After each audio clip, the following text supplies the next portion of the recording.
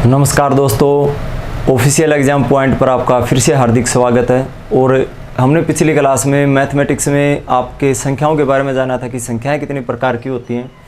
तो संख्याएं हमने देखी कि वास्तविक संख्याएं और आपकी काल्पनिक संख्याओं के बारे में हमने डिटेल से जानकारी ली थी। आगे हम फर्दर डिवीज़न करते हैं आपके, तो शुरू करते हैं क्लास को। प्राकृतिक संख्याएँ, भाई आपने पढ़ा था कि प्राकृतिक संख्याएँ जो होती हैं वो कौन सी होती हैं। तो आपने देखा सबसे छोटी एक होती है 1, 2, 3, 4, 5 इस प्रकार से कहाँ तक जाती हैं, इनफाइनाइट तक जाती हैं। तो अब हम इन प्राकृतिक संख्याओं को आगे डिवीज़न कर सकते हैं। और इनका डिवीज़न सबसे पहले यदि हम इनको विभाजित करें तो हम दो भागों में बांट सकते हैं इनको। एक तो आप बांट सकते हैं इनको सम संख्या, और दूसरी आप बांट सकते हैं इनको विषम संख्या। एक तो आप सम संख्या और दूसरी बांट सकते हैं आप इसको विषम संख्या में। तो सम संख्याएं कौन सी होती हैं और विषम संख्याएं कौन सी होती हैं, ये आपको पता होना चाहिए। तो भाई सम संख्याएं कौन सी होती हैं, जो 2 से भाग होती हूँ, जो 2 से भाग होती हूँ, जो 2 से भाग होती हूँ वो कौन सी संख्याएं होती हैं, आपकी सम संख्याएं। और जो 2 से भाग ना होती हूँ वो जो 2 से भाग न होती हूँ। तो दोनों ही आपको पता है, एक ही याद करें, सम संख्याएं कौन सी होती हैं जो 2 से भाग होती हैं, और विषम संख्याएं कौन सी होती हैं जो 2 से भाग नहीं होती। तो 2 से भाग होने वाली संख्याएं कौन सी हैं, 2, 4, 6, 8, 10, 12 इस प्रकार से 100 आपकी इनफाइनाइट तक जाती हैं। और 2 से भाग ना होने वाली कौन सी बच गई, 1, 3, 5, 7 इस प्रकार से कहाँ तक जाती हैं, इनफाइनाइट तक जाती हैं। तो यदि हम बात करते हैं इसमें आगे, हमने प्राकृतिक संख्याओं को बात किया। यदि हम पूर्ण संख्याओं की बात करें, जीरो को इंक्लूड करें, तो एक चीज़ रहती है इसमें, जीरो क्या है आपकी, जीरो को आप किस में लेंगे, सम संख्या में लेंगे या विषम संख्या में। तो दोस्तों देखो, जो जीरो होती है ना वो क्या होती है, आपकी एक सम संख्या होती है। जीरो क्या होती है, एक आपकी सम संख्या होती है। क्यों होती है सम संख्या, क्योंकि आपने रूल देखा होगा कि यदि आप किसी भी सम संख्या में आप सम संख्या को ऐड करते हैं, यदि किसी सम संख्या में सम संख्या को ऐड करते हैं तो रिजल्ट हमेशा क्या आता है, आपका सम संख्या आता है। और यदि आप विषम संख्या में किसी विषम संख्या को ऐड करते हैं तो रिजल्ट आपका क्या आता है, एक सम संख्या आता है। और यदि अपोजिट लेते हैं, यदि आप एक आप सम संख्या लेते हैं और दूसरी आप यदि विषम संख्या लेते हैं इसमें, तो जो रिजल्ट आता है वो हमेशा क्या आता है, आपका विषम संख्या आता है। क्या आता है, विषम संख्या। तो यदि आप जीरो को क्या माने, एक सम संख्या, तो ये रिजल्ट पूर्णतः आपके सत्य साबित होते हैं। और यदि जीरो को आप विषम माने तो रिजल्ट क्या होते हैं, आपके असत्य होते हैं। इसलिए जीरो सम होती है। आप देखें, यदि जीरो को हम सम माने, जीरो और कोई भी सम संख्या यदि हम उठाएं, इसमें से 2 ही उठा लें, तो 0 और 2 कितना होता है, जोड़ेंगे तो 2 आता है। क्या आ गया, सम संख्या। यदि जीरो को यदि हम विषम माने तो 0 विषम मान लिया, प्लस इसमें आप कोई भी विषम संख्या ऐड करोगे, जैसे 3 ऐड कर दिया तो क्या आ गया, 3 ही आएगा। और 3 तो क्या है, आपका विषम है, लेकिन रिजल्ट क्या आता है, सम आता है। और यदि एक सम और एक विषम लें, यानी एक 0 लें और एक आप 3 लें, तो आपका ये रूल यहाँ पर क्या आता है, आपको एक विषम संख्या आती है। लेकिन यदि आप इन 2 रूलों की बात करें तो 2 रूल आपके फर्दर यहाँ से डिफर आते हैं। तो आप यहाँ से क्या कहेंगे कि जो 0 होती है वो क्या होती है, आपकी एक सम संख्या। दोस्तों ये बहुत छोटी छोटी चीज़ें ज़रूर हैं, लेकिन एग्जाम में आपको बहुत दिक्कत क्रिएट करते हो। डायरेक्ट आपसे क्वेश्चन पूछता है तो कहीं आपका नंबर कट न जाए। तो जो 0 होती है वो क्या होती है, सम संख्या। तो प्राकृतिक संख्याओं को हमने 2 भागों में बांटा, एक सम संख्या और एक विषम संख्या। सम संख्या जो 2 से भाग होती है, विषम संख्या जो 2 से भाग नहीं होती है। इसके बाद यदि हम फर्दर इसको डिवाइड करें,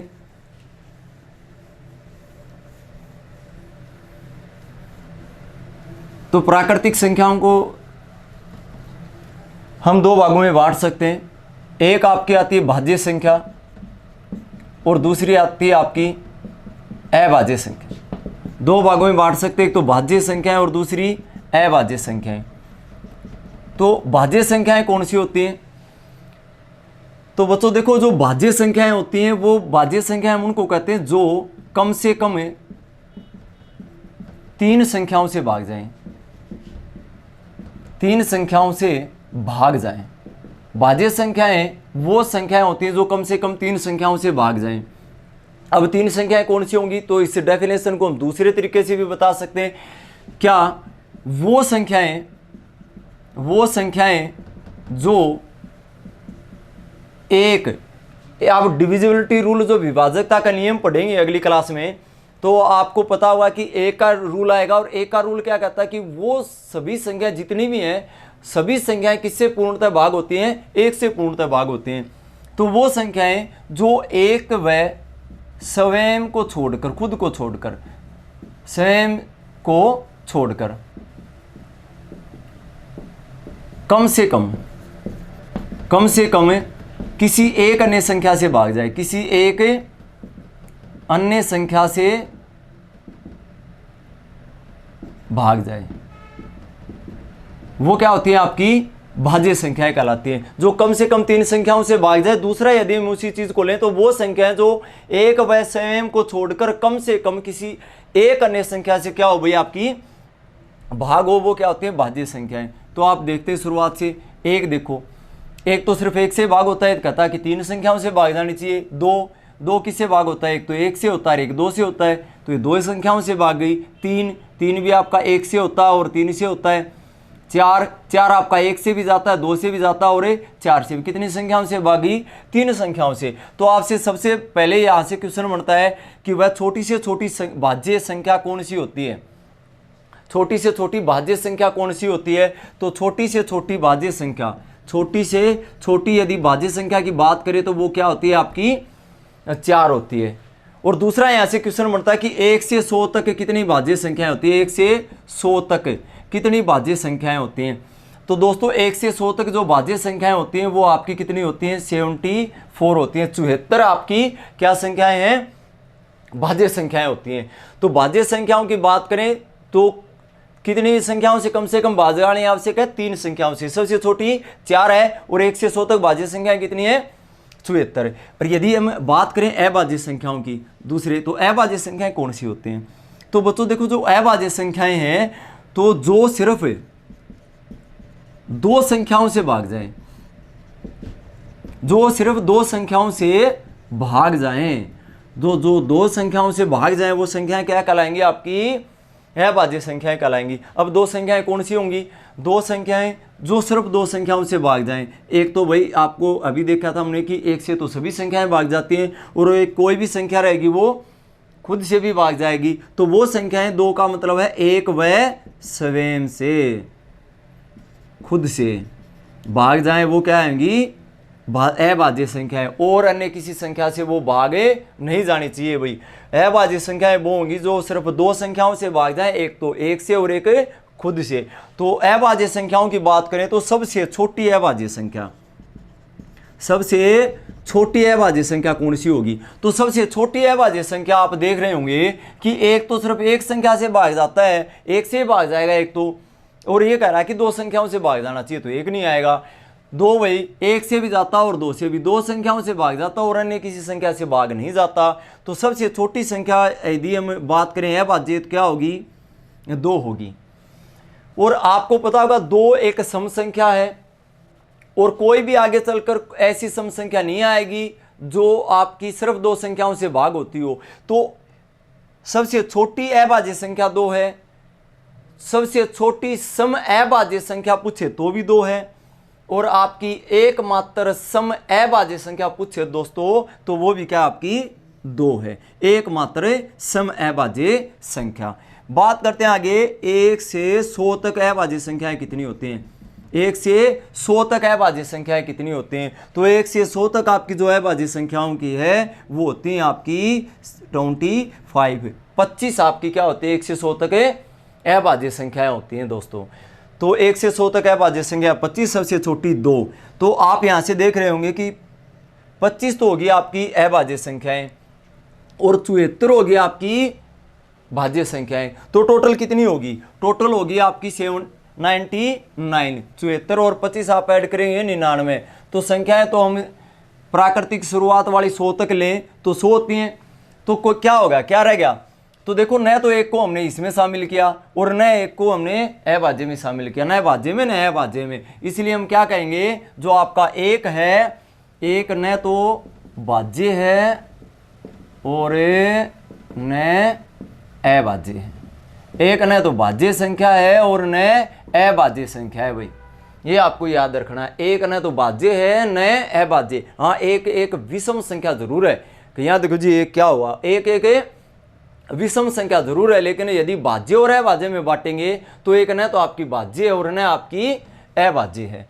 इसके बाद यदि हम बात करें कि आपको ये जरूर याद रखना कि अभाज्य संख्याएं कौन कौन सी होती हैं, तो आपकी जैसे 2, 3, 5, 7, 11, 13, 17, 19, 23, 29, आपकी 31, 37, 41, 43, 47, 53, 59, 61, 67, 71, 73, आपका 79, 83, 89 और 97। ये क्या है आपकी सारी की सारी अभाज्य संख्याएं हैं, 25 की 25। तो आपको ये पता होना चाहिए कि अभाज्य संख्याएं 25 कौन कौन सी होती हैं, आपको कंठस्थ इसके बारे में ज्ञान होना चाहिए। इसके बाद यदि हम आगे डिवाइड करें तो वही एक तो सम विषम होगी, एक होगी आपकी भाज्य और अभाज्य।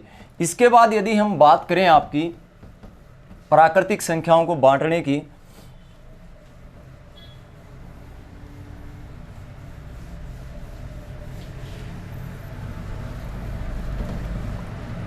तो दोस्तों आगे यदि हम जो आपकी ये प्राकृतिक संख्याएं हैं, इन प्राकृतिक संख्याओं को यदि हम बांटने की बात करें तो हम इसको बांट सकते हैं आपकी सह-अभाज्य संख्याओं में, सह-अभाज्य संख्याएं और आपेक्षित अभाज्य संख्याएं, आपेक्षित अभाज्य संख्याएं। देखो दोस्तों, बात तो आपकी यही होती है कि आपके सिलेबस में एसएससी में हमेशा सह-अभाज्य संख्याएं पूछी जाती हैं, लेकिन यदि एक्चुअल में बात देखी जाए तो एक्चुअल में दो प्रकार की होती है। एक तो सह-अभाज्य संख्याएं, एक होती है आपकी आपेक्षित अभाज्य संख्याएं, है ना, को प्राइम नंबर और रिलेटिवली प्राइम नंबर बोलते हैं इंग्लिश में। तो सह-अभाज्य संख्याएं वो होती हैं, वो दो संख्याएं जिनका यदि आप दोनों में HCF कितना हो, एक बात तो दोनों में कॉमन है कि HCF दोनों में कितना रहता है, एक रहता है भाई। HCF भी यहाँ भी दो संख्याएं होंगी ना, दो संख्याएं, उनको क्या बोलेंगे हमें, सहभाज्य या आपेक्षित अभाज्य संख्याएं। एक बात तो कॉमन है दोनों में कि यहाँ भी HCF दोनों संख्याओं का 1 रहेगा, यहाँ भी HCF क्या रहेगा, दोनों का 1 रहेगा। लेकिन बात क्या है कि यहाँ क्या है कि जो सहभाज्य संख्याएं हैं वो संख्याएं होती हैं जिनमें दोनों संख्याएं, जो दो आप भाग लिखेंगे दोनों टुकड़े, वो कोई भी हो सकते हैं भाई। वो आपके दोनों अभाज्य भी हो सकती हैं, 2, 3 भी जैसे दोनों अभाज्य हैं, आपकी 5, 7 भी।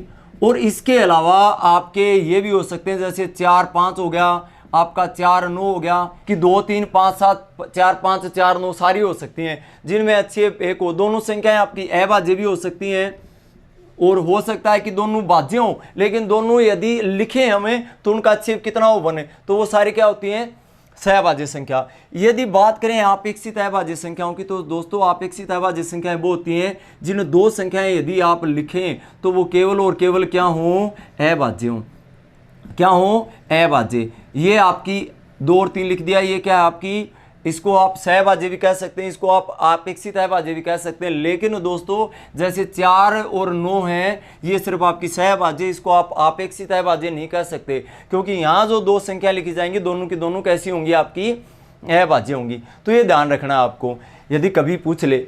अन्यथा आपसे क्वेश्चन आता है सिर्फ को प्राइम नंबर का, को प्राइम नंबर का, अभाज्य को प्राइम नंबर बोलते हैं, को प्राइम का भी सह-अभाज्य संख्याएं, तो दोनों इसमें इंक्लूड होती हैं, तो इसीलिए हम सिर्फ क्या पढ़ते हैं, सह-अभाज्य संख्याएं।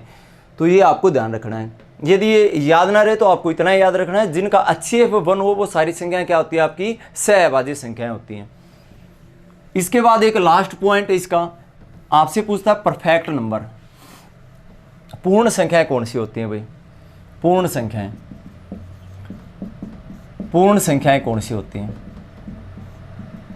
पूर्ण संख्याएं। तो दोस्तों पूर्ण संख्याएं कौन सी, आप वो पूर्ण संख्या नहीं है जिसको आप होल नंबर बोलते हैं 0, 1, 2, 3, इसका आपको इंग्लिश में नाम देखना पड़ेगा, जिसको बोलते हैं परफेक्ट नंबर।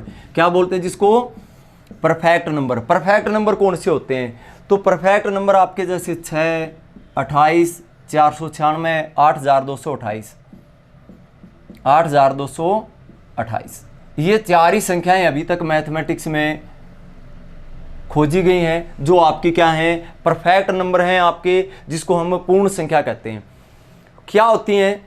तो इसका तरीका ये होता है कि आप इसके सारे के सारे फैक्टर गुणनखंड ज्ञात करें। 6 के गुणनखंड फैक्टर वो होते हैं जो उस संख्या को पूर्ण रूप से भाग करते हो। जैसे 6 के फैक्टर क्या होंगे? 1 2 3, 1 से भाग जाती है, 2 से जाती है, 3 से जाती है और 6 से जाती है। तो वो सारे फैक्टर आप ज्ञात करें पहले उस संख्या की, फिर क्या करें, उस संख्या को छोड़ दें या फिर इसको रहने दें, या तो उस संख्या को छोड़ दें। आप छोड़ दें तो जितने बच गए उन सभी का जोड़ क्या होना चाहिए? वही संख्या होना चाहिए। वो वह संख्या जिसके सभी फैक्टर में उस संख्या को छोड़कर बाकी सभी फैक्टर यानी गुणनखंड का योग वही संख्या है। खुद को छोड़कर बाकी सभी फैक्टर का योग वही संख्या है, तो वो क्या है? आपकी परफेक्ट नंबर, आपका पूर्ण संख्या है। और यदि आप इसको भी इंक्लूड करते हैं तो आपको पता है वही संख्या दोबारा जोड़ेंगे तो दोगुनी हो जाएगी।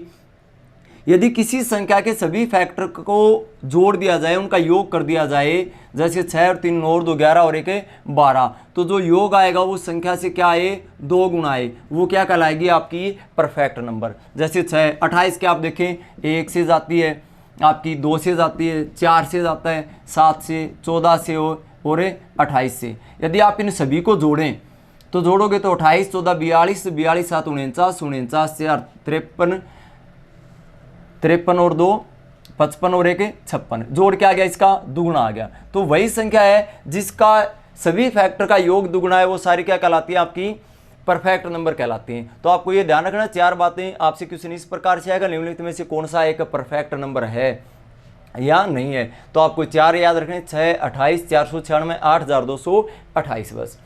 तो दोस्तों यदि आपको वीडियो पसंद आ रही है जितनी हम पढ़ रहे हैं, और हमारी कोशिश ये है कि आपका जल्दी से जितना भी नज़दीकी एग्जाम है वहाँ तक आपका सिलेबस क्या हो जाए? कंप्लीट हो जाए। तो आप ज़्यादा से ज़्यादा बच्चों को वीडियो को शेयर करें कि बच्चे और जुड़ सकें और अपनी तैयारी को और अच्छे से मैनेज कर सकें। और आपको पता है कि एक फैक्टर बड़ा अहम रहता है कि आपका मैथमेटिक्स का, यदि आप कोई भी एग्जाम क्रैक करते हैं तो उसमें मैथमेटिक्स का रोल बहुत ही अहम है। बच्चे सभी जीके पढ़ लेते हैं, सारी चीज़ें कर लेते हैं, लेकिन मैथ में वो स्कोर नहीं कर पाते। और हमारी कोशिश ये रहेगी आपको कंप्लीट वैसी चीज़ें पढ़ाई जाए जो आपके एग्जाम के लिए बहुत महत्वपूर्ण हो। वो बेशक से आपका CHSL का एग्जाम हो, CPO का हो, CGL का हो, या फिर आपका जैसे रेलवे के एग्जाम होंगे, रेलवे D ग्रुप का हो, या आपका NTPC का हो, या हरियाणा CET जो सबसे बेस्ट आपके लिए रहता है कि आप हरियाणा में नौकरी लेना चाहते हैं, तो उसके लिए मैथमेटिक्स पढ़ना बहुत ही ज़रूरी है भाई। और हम यहाँ पर आपका अर्थमेटिक नंबर सिस्टम के बाद अर्थमेटिक एडवांस कंप्लीट सिलेबस करवाने की कोशिश करेंगे। पढ़ना आपका काम है। तो दोस्तों यदि आपको वीडियो पसंद आ रही हो तो प्लीज़ वीडियो को लाइक करें, चैनल को सब्सक्राइब करें, और ऑफिशियल एग्जाम पॉइंट जो आपका चैनल है उस पर जितने भी आप वीडियो देखते हैं सभी अपने दोस्तों को शेयर करें। थैंक यू, धन्यवाद।